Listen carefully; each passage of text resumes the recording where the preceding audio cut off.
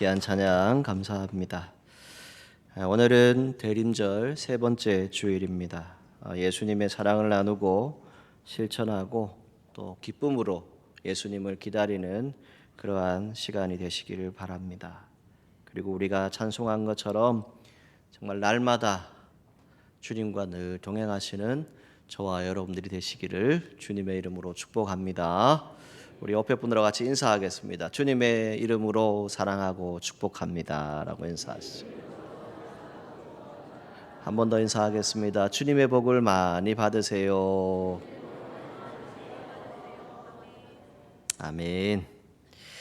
자, 사람이 세상을 살아가는 동안에 어떤 시간, 또 그 시간 속에서 생활하는 것, 또 다양한 경험, 이 모든 것을 다 포함하는 것, 그것을 가리켜서 인생이다라고 말합니다.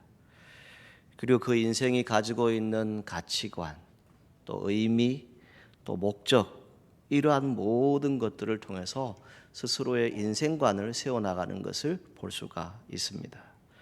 또 인생에 대해서 어떻게 생각하는가에 따라서 낙관주의, 낙천주의, 또 비관주의, 현실주의, 이상주의 이러한 등으로 나누어서 생각을 해볼 수 있습니다.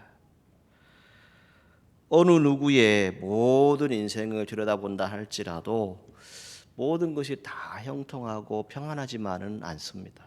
다 그 인생에 있어서 기도의 제목들이 있고 또 하나님의 뜻을 따르는 그런 모습들이 분명히 있습니다. 현실은 언제나 우리가 기대하는 것과는 다르게 펼쳐지는 것을 알 수 있습니다. 신앙인으로서 가장 중요한 것은 무엇일까? 우리의 기대와는 다르게 인생이 펼쳐지는데 그 인생에 있어서 하나님이 작정하신 일이 담겨 있다. 이것을 믿을 수 있기를 주님의 이름으로 축복합니다. 내 뜻대로 하는 것이 아니라 주님 뜻대로 되더라. 이것이 신앙인의 인생인 줄 믿습니다. 아주 오래전에 찬양 가운데 예수 인도하셨네라고 하는 찬양이 있는데요. 우리 이 찬양, 이 시간 같이 기도하는 마음으로 이 찬양의 가사를 묵상하시면서 같이 함께 찬양하겠습니다. 내 인생 여정 끝내어 강 건너 언덕 이를 돼 하늘문 향해 말하리 예수 인도하셨네 매일 발걸음마다 예수 인도하셨네 나의 무거운 죄짐을 모두 벗고 하는 말 예수 인도하셨네 이 가시밭길 이 가시밭길 인생길 어덕이면서 갈 때에 시험과 환난 많으나 예수 인도하셨네 매일 발걸음마다 예수 인도하셨네 나의 무거운 죄짐을 모두 벗고 하는 말 예수 인도하셨네 내 밟은 발걸음마다 주 예수 보살피시사 승리에게 가부르며 주를 찬송하리라 매일 발걸음마다 예수 인도하셨네 짐을 모두 벗고 하는 말 예수 인도하셨네. 아멘. 이 고백이 저와 여러분들의 고백이 되기를 축복합니다. 여러분들의 인생길 예수님 인도하셨습니다. 우리에게 필요한 것은 무엇입니까? 우리의 인생길에 하나님을 바라보고 예수님과 함께 동행하는 것입니다. 인생은 하나님의 손에 있다라고 오늘 성경도 말씀해 주고 있습니다. 우리에게 유익되는 길로 인도하시는 것이 아니라 하나님께 영광 돌리는 길로, 하나님이 기뻐하시는 길로 우리의 인생길을 인도하신다라고 말씀합니다. 그런데 저도 여러분도 인생의 여정들을 이렇게 들여다보게 되면 어떤 일들이 있습니까? 때로는 두렵고 힘들고 어렵고 내가 과연 이것을 할 수 있을까 하는 생각이 찾아올 때가 있지요. 그래서 시작조차 하지 못하는 그런 일들을 우리가 행할 수도 있습니다. 이것을 비유로 일컬어서 저는 이렇게 말씀드리고 싶습니다. 여러분 가운데 20년, 30년, 40년 운전하셨는데 무사고인 분들이 있을 겁니다. 그런데 이 무사고가 장롱 안에 면허증을 넣어두고 운전 한번 해보지 않고 무사고라고 얘기하면 그건 안 되는 겁니다. 신앙도 마찬가지죠, 여러분. 여러분들의 신앙생활 속에 하나님이 이렇게 역사하셨다. 하나님이 내 삶 속에 이렇게 일하셨다. 하나님이 나를 이렇게 일으켜 세워주셨고 나와 함께 하셨다. 이 신앙의 고백이 있어야 합니다. 간증이 있어야 되는 것이지요. 이것이 없이는 그냥 안일하게 편안하게 지나갈 수는 있습니다. 그러나 그 모든 것 가운데 우리가 볼 수 있는 것은 무엇입니까? 계속해서 무사고로 지나갈 수도 있지요. 왜? 운전을 한 번도 안 해보았으니까. 그런데 우리의 인생길은 어떻습니까? 살다 보면 어떤 일들이 있습니까? 하고 싶은 거 다 하고 싶지만 다 못할 때도 있지요. 때로는 열정이 있어서 내가 이거 꼭 한번 해봐야 되겠다라고 하지만 안 될 때도 있습니다. 살아가다 보게 되면 실수할 때도 있고 힘든 문제에 부딪히기도 하고 그것 때문에 심적인 고통을 당할 때도 분명히 있습니다. 때로는 삶의 시간에 대해서 허무함을 느낄 때도 있지요. 아, 내가 지금 뭐 하고 있지? 내가 지금 무엇 때문에 살고 있나? 라고 하는 이런 질문을 우리 스스로가 던질 때가 있습니다. 뜻대로 되지 않는 인생이죠. 그러다 보게 되면 실망하게 되고 나는 왜 남들처럼 되지 않지? 남들처럼 가치 없는 인생인가? 이러한 것들을 우리가 생각해 볼 수 있겠지요. 그런데 여러분, 이런 부정적인 사고, 부정적인 자아가 여러분들을 어렵게 할 때가 분명히 있습니다. 우리가 이런 말을 합니다. 속에서 천불이 난다. 그죠? 이 속에 왜 천불이 납니까? 여러분 속에 불이 있습니까? 참고 말하고 싶지만 담아두니까 이것이 이제 가득 차서 온도가 오른다라고 하는 비유적인 말이죠. 살아보게 되면 인생의 수많은 풍파들이 여러분 가운데 있습니다. 그 모든 풍파 가운데에 제가 드라마의 한 장면을 보다가 그것이 정말 명대사더라고요. 그 명대사를 옮겨볼 텐데 그 명대사는 이겁니다. 너 괜찮니? 이 한마디 말이었어요. 괜찮니? 뭘 얘기하냐면 세상의 사람들도 어려움을 당하고 힘든 일을 만나면 서로 도와주고 위로해주고 찾아주고 뭔가 같이 해결하려고 하는 모습이 있는데 오늘 신앙인들의 모습 가운데 우리가 기도합니다. 기도할게요 라고 말하고 있는데 과연 저도 여러분도 얼만큼 기도하고 있습니까? 오늘 우리가 남들처럼 무엇을 얻고 무엇을 맞고 어떤 일에 대해서 얻는 것도 중요하겠지만 지금 내가 너무 억울하고 내가 너무 힘들고 내가 너무 지치고 아픈데 누군가 찾아와서 나에게 내가 힘이 되어 줄게. 괜찮지 않아? 힘내자. 이렇게 말하는 이 한마디가 필요하다는 것이지요. 그래서 속이 상할 때도 있지요. 왜입니까? 도리어 세상 사람들이 더 나을 때도 있습니다. 도리어 믿음 사람들이 더 못할 때도 있다는 거예요. 자, 그러면 무엇을 우리가 볼 수 있습니까? 저도 여러분도 이 코로나 시기를 지나면서 여러 가지 일들을 겪었습니다. 우리가 거리를 손잡고 걸을 수 있는 것도 마음대로 못 걸었습니다. 때로는 친구를 만나는 것도 마음대로 행하지 못했습니다. 손을 잡고 서로 허그를 하고 안아주던 그런 모습도 마음대로 할 수 없었어요. 심지어는 어떻게 했습니까? 우리가 예배 드리고 싶지만 예배도 마음대로 못 드리던 시대가 있었습니다. 평범한 것이었는데, 누구나 다 할 수 있는 것이었는데 그것을 못하던 시기가 우리에게 있었다는 것이지요. 지금 저와 여러분들이 어쩌면 그냥 평범하게 예배드리는 장소에 있다라고 생각할 수 있습니다. 그런데 여러분, 지금 이 자리를 사모하지만, 이 자리에 오고 싶지만 함께하지 못하는 분들도 분명히 있다는 겁니다.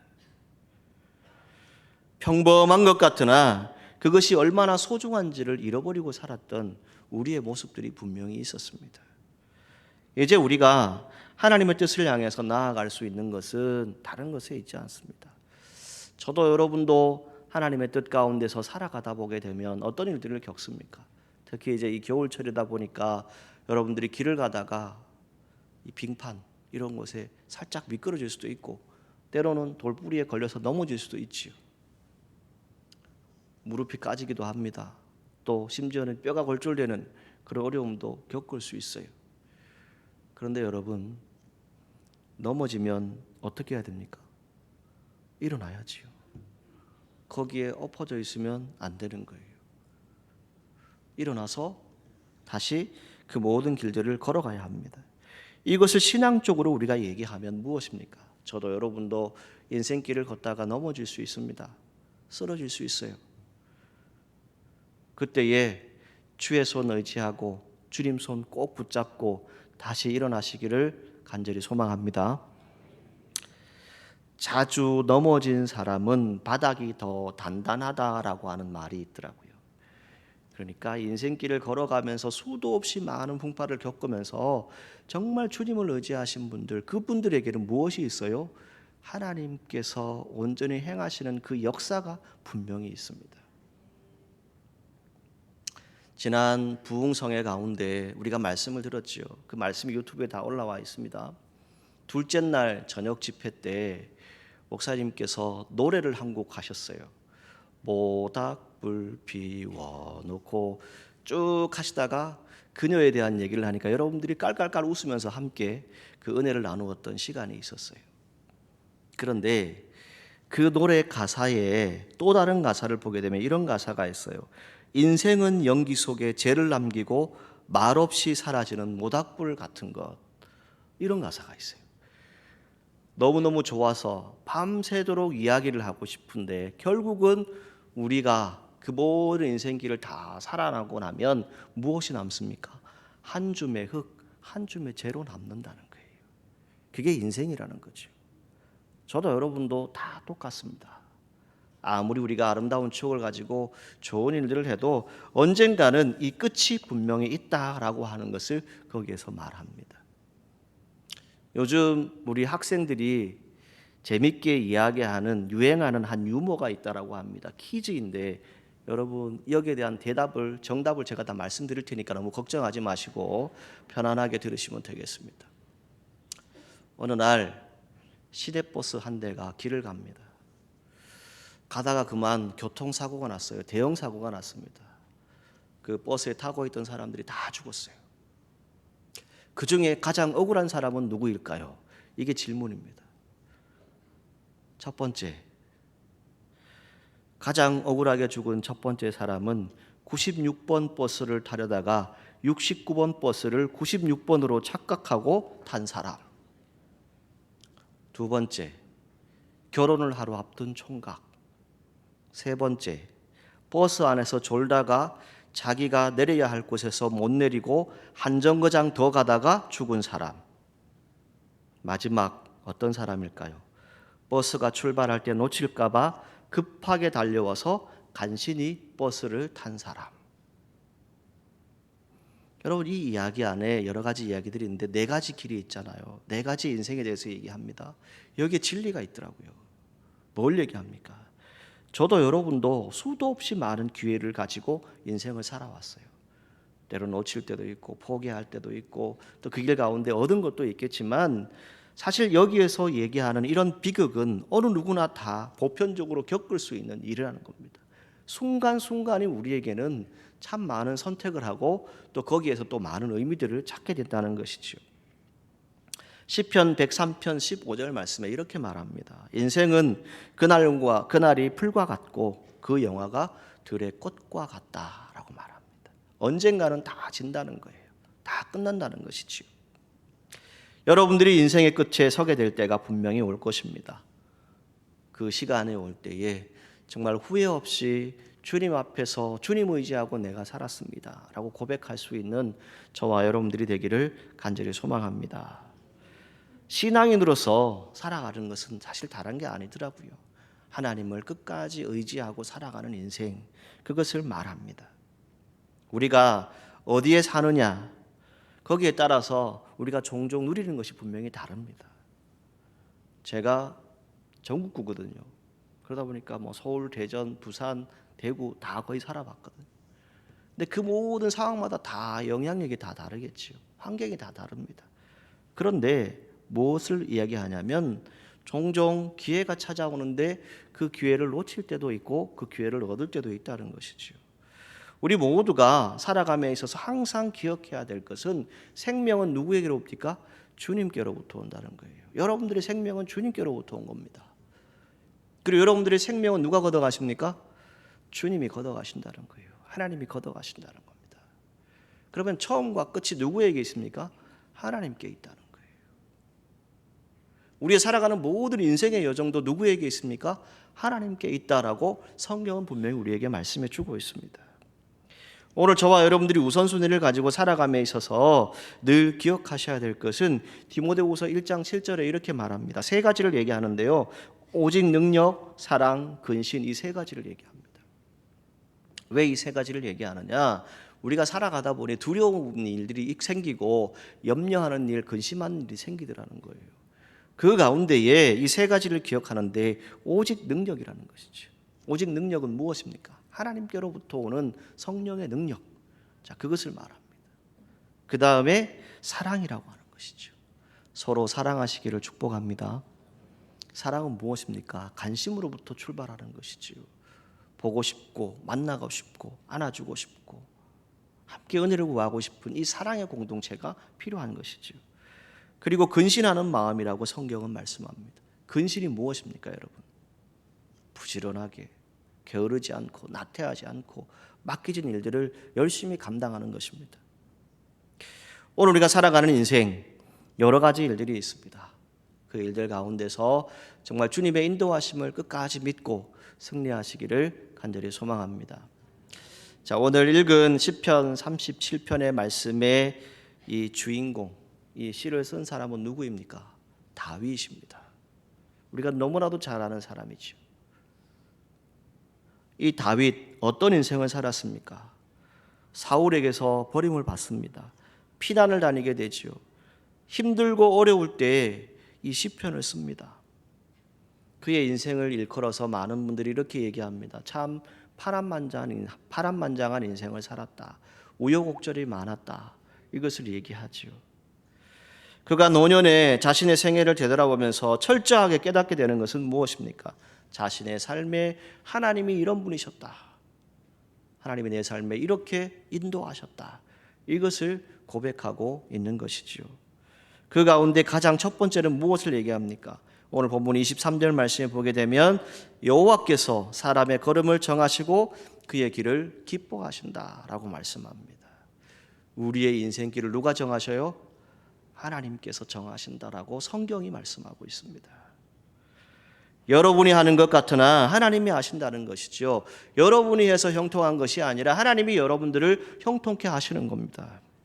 하나님께서 우리의 길을 정하셨다라고 하는 말씀, 이 말씀 여러분 이해가 되십니까? 그런데 성경은 곳곳에서 이것을 말씀합니다. 잠언 16장 9절 말씀에 보게 되면 사람이 마음으로 자기의 길을 계획할지라도 그 걸음을 인도하시는 분은 누구시라고요? 여호와시다라고 말씀합니다. 그리고 잠언 16장 3절 말씀에 보게 되면 너의 행사를 여호와께 맡기라. 그리하면 너의 경영하는 것이 이루어질 것이다. 이것을 분명히 우리에게 말씀해 주고 있습니다. 여러분, 맡긴다라고 하는 말은 무엇입니까? 내 삶을 정하시고 기뻐하시는 주님 앞에 내 모든 것을 드리겠습니다라고 하는 그런 고백입니다. 저는 오늘 말씀을 전하면서 부모 세대된 우리가 어떻게 해야 될까 하는 것을 여러분들에게 잠시 고면하고자 합니다. 오늘 이 시대에 여러분들의 자녀들, 자손들이 자라가고 있습니다. 이 시제를 볼 때 어떻게 학생들이, 어떻게 청년들이, 청소년들이 저렇게 할 수 있을지 하는 일들이 수도 없이 우리 가운데 일어나고 있습니다. 그 가운데서 말씀의 은혜를 사모하고 저와 여러분들이 성회를 통해서 말씀을 들은 것 가운데 결국 깨닫게 되는 것은 무엇입니까? 부모의 무릎의 기도, 그 영적인 기도는 반드시 응답되더라라고 하는 것입니다. 여러분들이 물질적으로 여러분들의 자녀들, 자손들 충분히 해줄 수도 있겠지요. 도울 수 있습니다. 그런데 무엇보다 귀한 것은 우리가 성도라면, 신앙인으로서 우리가 우리의 자녀들, 자손들을 위해서 할 수 있는 것은 무엇입니까? 이런 표현을 할게요. 영적 뒷바라지입니다. 기도의 뒷바라지를 하시기를 축복합니다. 여러분들이 기도한 만큼 그 씨앗, 그 눈물의 씨앗만큼 그것이 열매가 되어서 여러분들의 자녀와 자손들을 통해서 반드시 나타나게 될 것입니다. 그래서 예레미야 33장 3절에 분명히 말씀하죠. 너는 내게 부르짖으라. 내가 내게 응답하겠고 내가 알지 못하는 크고 비밀한 일을 내게 보이리라. 아멘. 무엇을 얘기합니까? 너는 내게 부르짖으라라는 것이죠. 뭘 부르짖습니까? 여러분들에 대한 기도의 제목도 있겠지만 대부분 여러분들이 가지고 있는 기도의 제목은 무엇입니까? 내 자녀가, 내 자손들이 잘 되기를 원합니다. 그들이 복이 되기를 원합니다. 이 기도의 제목 다 있지 않습니까? 오늘 우리가 끝까지 기도할 수 있는 믿음의 부모 세대가 되기를 간절히 소망합니다. 그럴 때에 여러분들의 자녀와 자손들은 하나님이 책임져 주실 것입니다. 그 믿음을 가지고 기도의 뒷바라지, 영적인 뒷바라지를 꼭 감당해 주시기를 주님의 이름으로 부탁합니다. 자, 성경 속에 참 많은 인물들이 있습니다. 그 중에 아브라함을 우리가 한번 생각을 해보죠. 자, 아브라함 어떤 사람입니까? 인생에 있어서 어떤 일들이 있었습니까? 갑자기 어느 날 하나님의 음성이 들려옵니다. 내 고향, 내 친척, 네가 가지고 있는 본토, 네가 가지고 있는 모든 생각들을 다 내려놓고 내가 지시한 땅으로 가라. 그 명령을 따라 갑니다. 고향을 떠나서 타향살이를 하게 되죠. 제가 일전에 모셨던 목사님 중에 한 분이 이 타향살이 노래를 참 많이 부르셨거든요. 그래서 어디 갈 때마다 이 노래를 들었던 기억이 있는데, 이 타향이 뭡니까 여러분? 어느 누구도 의지할 수 없는 외롭고 쓸쓸한 자리예요. 누구도 나에게 찾아와서 뭔가를 해줄 수 없는 그런 자리이죠. 그런 모든 고생들을 이겨냈습니다. 기근을 만나기도 했지요. 이집트에서 피신 생활도 해보았습니다. 조카인 롯 때문에 전쟁도 경험을 하지요. 소돔성이 불구덩이가 되는 것을 직접 목격했던 사람이 아브라함이었습니다. 하나님이 심판하신다, 하나님이 복을 주시기도 하지만 하나님이 분명히 이 모든 것들을 통해서 그 뜻을 나타내시는 것을 직접 눈으로 목격했던 사람이 바로 이 아브라함이었습니다. 그의 인생길을 계속 걸어갑니다. 99세가 되었을 때 하나님께서 아브라함에게 말씀하십니다. 너 이름을 바꾸라. 이제는 아브라함이 아니고 아브라함이 될 것이다. 열국의 아비가 될 것이다 라고 하는 말씀을 주셨어요. 그런데 그 말씀 가운데 계속 반복되어지는 것은 무엇입니까? 내가 내 자손들에게 복을 줄 것인데 하늘의 별과 같이, 바다의 모래알과 같이 그렇게 많이 번성하게 될 것이고 복을 줄 것이다 라고 하는 약속의 말씀을 주세요. 그런데 여러분, 성경을 통해서 우리가 잘 알고 있는 것처럼 그 약속이 이루어졌나요? 99세 때까지 인간적인 방법은 있었지만 그건 아니라고 계속 말씀해요. 어느 날 천사가 찾아옵니다. 찾아와서 이렇게 얘기하죠. 내년 이맘때에 아들이 있을 것이다. 그런데 성경에 뭘 기록해요? 아브라함이 엎드려서 웃었더라 라고 기록되어져 있어요. 이 웃음은 뭡니까? 비웃음이에요. 에이, 무슨 소리 하시냐고. 내가 100살이 다 되어 가는데. 상식적으로 이해가 안 되는 이야기지요. 그것이 아브라함뿐만이었습니까? 이번에는 엿듣고 있던 사라가 무엇을 합니까? 똑같이 비웃었었다라고 성경에 기록하고 있어요. 그러니까 이 부부가 쌍으로 뭘 했어요? 하나님의 약속의 말씀을 믿는 것 같으나 뭘 했습니까? 비웃었다라고 하는 것이 성경에 기록되어져 있어요. 그런데 창세기 21장 6절 말씀에 보게 되면 이런 장면이 나옵니다. 사라가 이르되 하나님이 나를 웃게 하시니 듣는 자가 다 나와 함께 웃으리로다. 이 고백을 합니다. 뭡니까? 여러분 상상을 한번 해보세요. 100살, 99살인 이 부부가 100살 때에 이제 아들을 얻었는데 그때 이 사라가 이 아들을 안고 웃고 있는 모습을 여러분 한번 상상해 보십시오. 여기에서 웃음은 무엇입니까? 무슨 말입니까? 이 아이는 내 힘으로 된 것이 아니라 하나님의 힘으로 전적으로 하나님이 역사하신 것입니다. 이것을 믿고 고백하는 웃음입니다. 여러분 이런 일을 겪어보신 적 있으시죠? 별로 웃을 일이 많지 않은데 정말 하나님이 역사하셔서 도저히 해결 안 될 일인데 그 일들을 해결하셨어요. 그리고 웃게 하시는 일들이 분명히 여러분 가운데 있을 겁니다. 그 은혜를 사모하시고 또 살아가십시오. 이것뿐만입니까? 성경에 어떤 사람이 나옵니까? 우리가 잘 알고 있는 요셉이라고 하는 사람 나옵니다. 요셉 꿈을 꾸죠. 청소년의 시대에 꿈을 꿉니다. 그 꿈이 뭡니까? 아버지, 어머니, 온 가족들이 다 와서 자기에게 절할 것이다라고 하는 그런 꿈이었죠. 여러분 같으면 어떻게 하시겠습니까? 그런데 그 약속, 그 꿈은 애굽의 총리가 되었을 때 이루어졌던 것이 성경에 기록되어집니다. 미디안 광야의 목동으로 살았습니다. 애굽을 떠나서 도망갔습니다. 왜요? 살인죄를 저질렀죠. 이제 나는 인생 끝났다. 그냥 여기서 살다가 내 인생 끝나겠지라고 생각했습니다. 80된 노인에게 하나님이 찾아오셨습니다. 그리고 나는 나다라고 말씀하시죠. 그리고 내 백성을 구원하라라고 하는 명령을 주십니다. 그때 모세가 했던 대답은 무엇이었습니까? 나는 못합니다. 나는 입술도 둔하고 말도 못하고 아무것도 못하는데 차라리 저 아론을 보내라고. 나는 못한다라고. 그런데 하나님은 그를 보내시죠. 그러면서 뭘 얘기하십니까? 내가 너와 함께 할 것이다. 그 모세가 지팡이를 들었을 때 홍해가 갈라집니다. 이스라엘 광야길 40년 동안 같이 걸어갑니다. 물론 그는 가나안 땅에 들어가지 못합니다. 그러나 그 모든 일의 역사 가운데 함께 하셨던 하나님은 어떤 분이셨습니까? 인간적인 방법과 인간적인 생각이 아니라 하나님이 일하시니까 하나님의 뜻을 믿고 따라가니까 역사하시더라라고 하는 것이 성경에 기록되어져 있습니다. 우리가 잘 아는 아들이 있습니다. 막내 아들이죠. 아버지조차도 쟤는 별로 할 일 없습니다. 쟤는 그냥 목동으로 살래니까 그냥 안 보셔도 됩니다 라고 얘기했는데 그 아들이 어떤 왕이 됩니까? 이스라엘의 두 번째 왕이 됩니다. 오늘 성경을 기록한 다윗입니다. 사람의 관점으로 보았을 때, 인간의 관점으로 보았을 때는 이거 안 된다라고 생각했는데 하나님이 일하시니까 되더라는 겁니다. 하나님이 이렇게 세우시니까, 하나님이 그를 붙잡아 주시니까 그 모든 일들을 감당하더라라고 하는 것이 성경에 기록되어져 있습니다. 여러분, 우리가 지난 심령 부흥성회를 통해서 깨닫고 알게 된 은혜가 무엇입니까?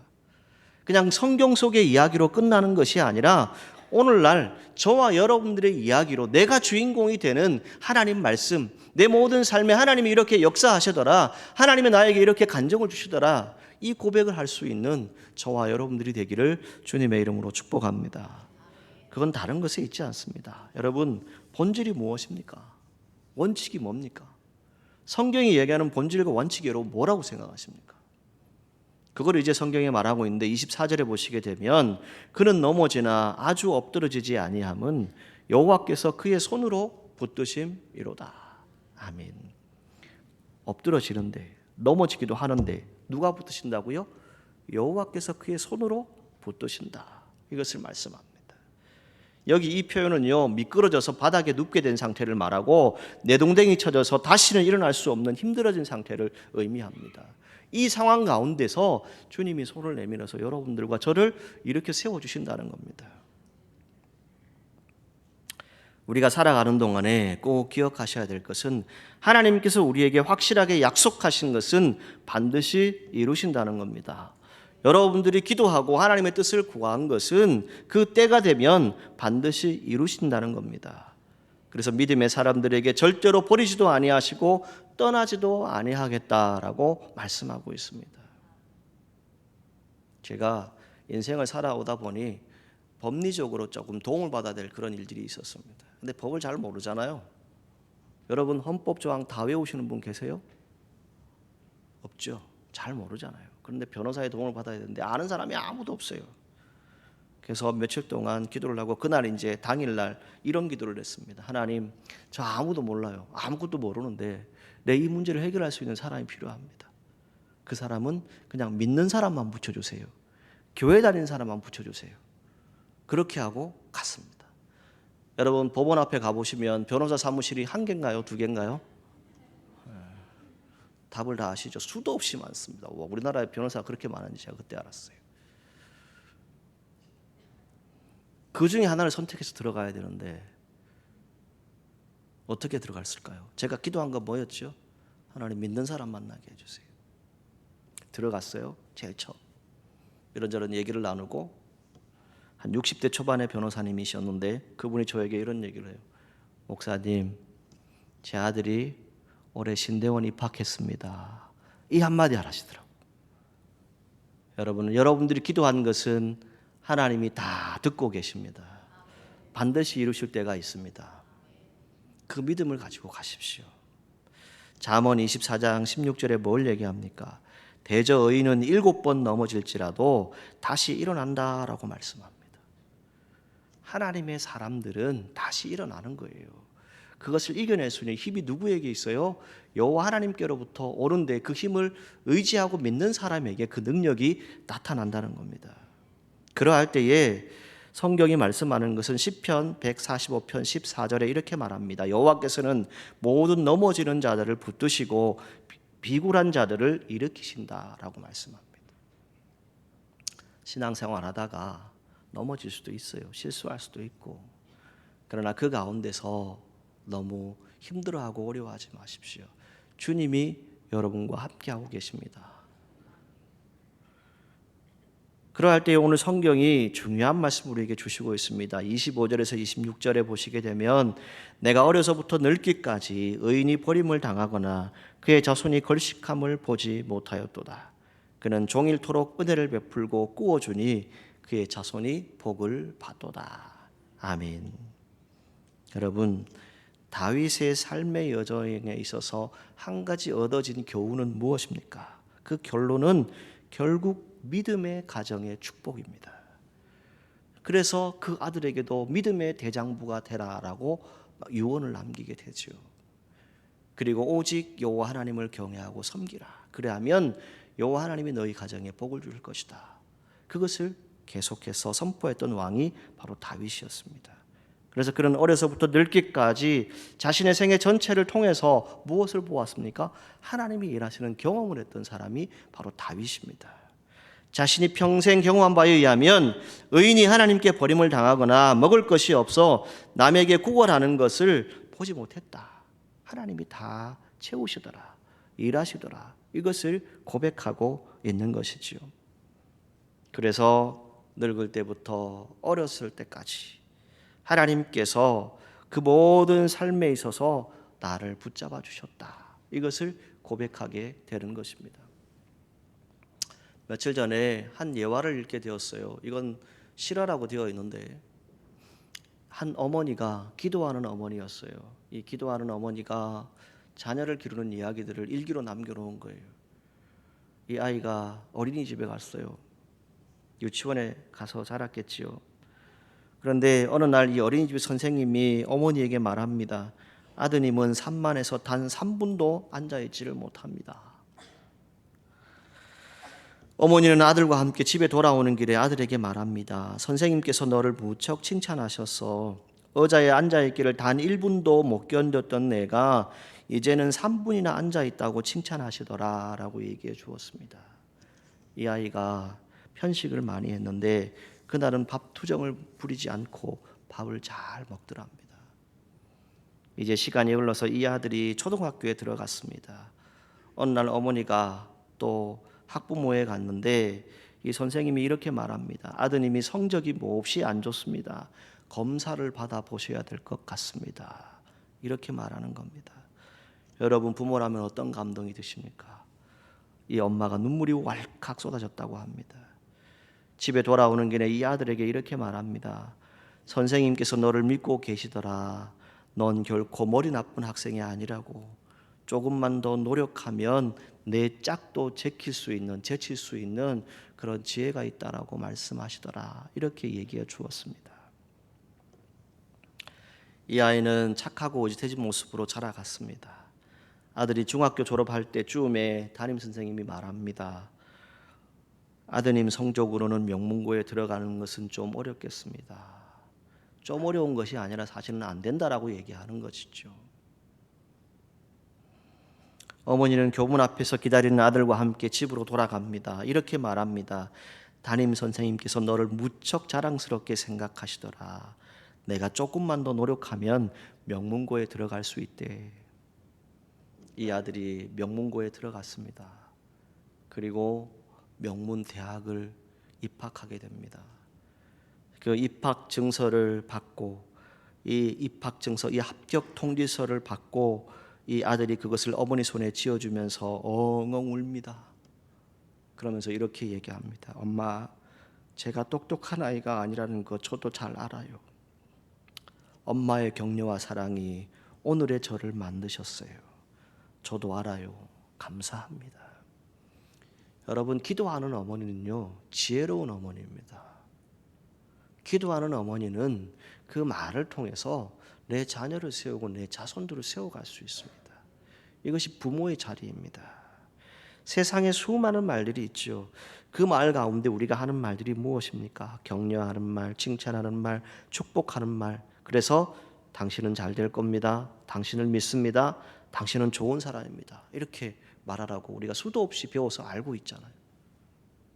그 모든 말의 근거는 결국 무엇입니까? 잘 되고 모든 일이 형통할 수 있는 건 뭡니까? 우리가 믿음으로 기도하니까. 내가 너를 위해서 기도하고 있으니까 하나님 너를 지켜주실 거야. 너를 통해서 일하실 거야. 그것을 믿고 고백하는 것이 아니겠습니까?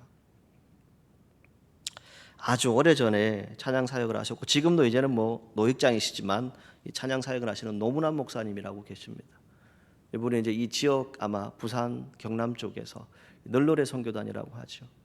그 찬양 사역을 하셨던 분이에요. 근데 이분의 아들이 또 가수가 됐어요. 커피 소년이라고 하는 가수인데 이 노래 가사들을 쭉 보게 되면 대부분 또 가스펠에 가까운 노래 가사들을 많이 써놓았어요. 아버지의 영향이겠지요. 근데 그 가사 가운데 이런 가사가 있어요. 내가 네 편이 되어줄게. 이런 가사가 있거든요. 자, 옆에 분들 보시고 인사합니다. 저는 장모님이랑 할게요. 장모님, 제가 장모님 편이 되어드릴게요. 자, 여러분 인사하십시오. 옆에 분들 보고.